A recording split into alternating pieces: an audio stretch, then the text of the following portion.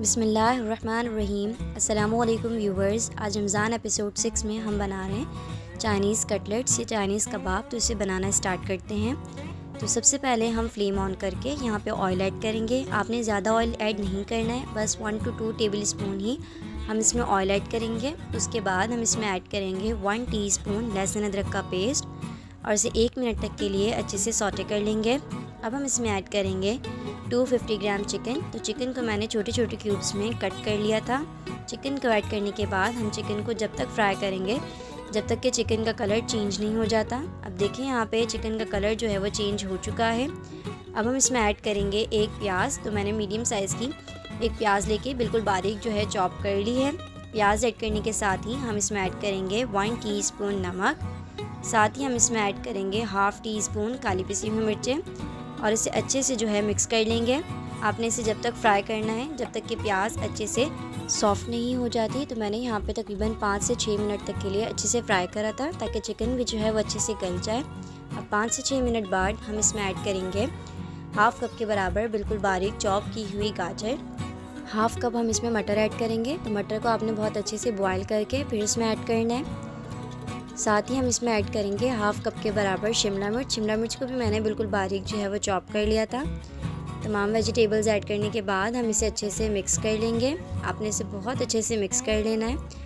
अब हम इसमें हाफ़ ग्लास के बराबर पानी ऐड करेंगे और पानी ऐड करने के बाद हम इसे अच्छे से जो है मिक्स कर लेंगे और इसे तकरीबन 5 से 7 मिनट तक के लिए अच्छे से पका लेंगे ताकि हर चीज़ जो है वो बहुत अच्छे से टेंडर हो जाए।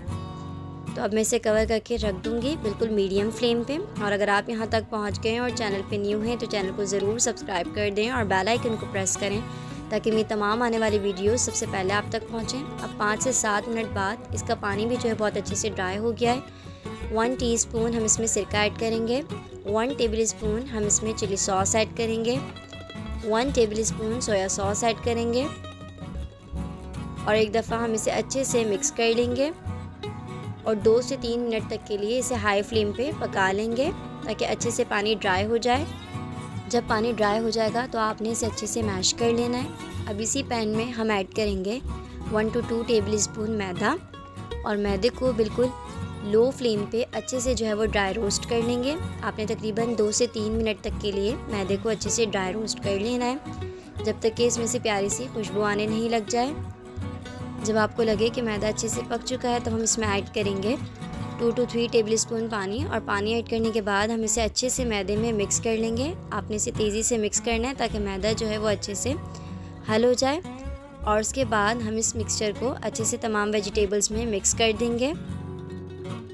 आप इस रेसिपी को ज़रूर ट्राई करें। इससे बहुत ही डिलीशियस जो है कटलेट्स या कबाब हमारे बनके रेडी होंगे। ये बहुत ही टेस्टी बनते हैं और ज़रा से चिकन से और वेजिटेबल से हमारे बहुत सारे जो है कबाब रेडी हो जाएंगे।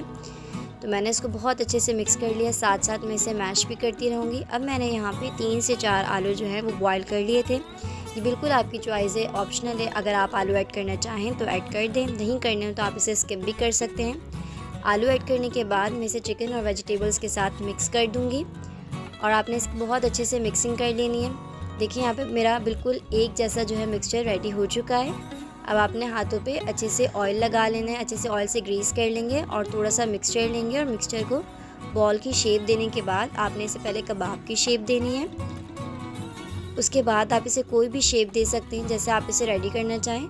तो मैंने पहले इसे गोल शेप देने के बाद इसे ट्रायंगल शेप दे दिया था। आप किसी भी शेप के कबाब जो हैं वो रेडी कर सकते हैं। अगर आपको गोल शेप के रेडी करने हो तो वो भी आप रेडी कर सकते हैं, बहुत ईज़िली बन के रेडी हो जाएंगे।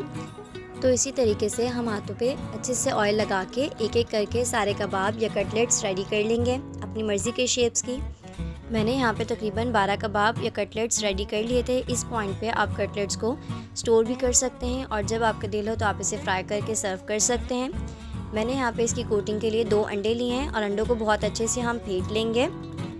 अंडों को फेंटने के बाद आपने फ्लेम ऑन करके ऑयल ऐड करना है और एक एक कटलेट्स को सबसे पहले अंडे में डिप करना है और उसके बाद हम इसे फ्राई कर लेंगे। हमारे कटलेट्स का हर इंग्रेडिएंट जो है बहुत अच्छे से कुकड है ऑलरेडी।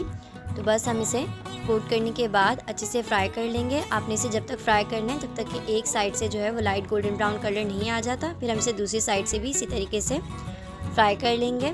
तकरीबन 2 मिनट मैंने एक साइड को दिए थे। तो हमारे बहुत ही टेस्टी, बहुत ही मज़ेदार जो है कटलेट्स रेडी हो चुके हैं। तो हमारे चाइनीज़ कटलेट्स बिल्कुल रेडी हैं। हम इसे सर्व करेंगे, किसी भी चटनी या केचप के साथ इसे सर्व करें। तो उम्मीद है आपको ये कटलेट्स की रेसिपी पसंद आई होगी। अगर आपको ये रेसिपी पसंद आई है तो वीडियो को लाइक शेयर कमेंट करें और चैनल को सब्सक्राइब करें। जज़ाकल्लाहु खैर। अल्लाह हाफ़िज़।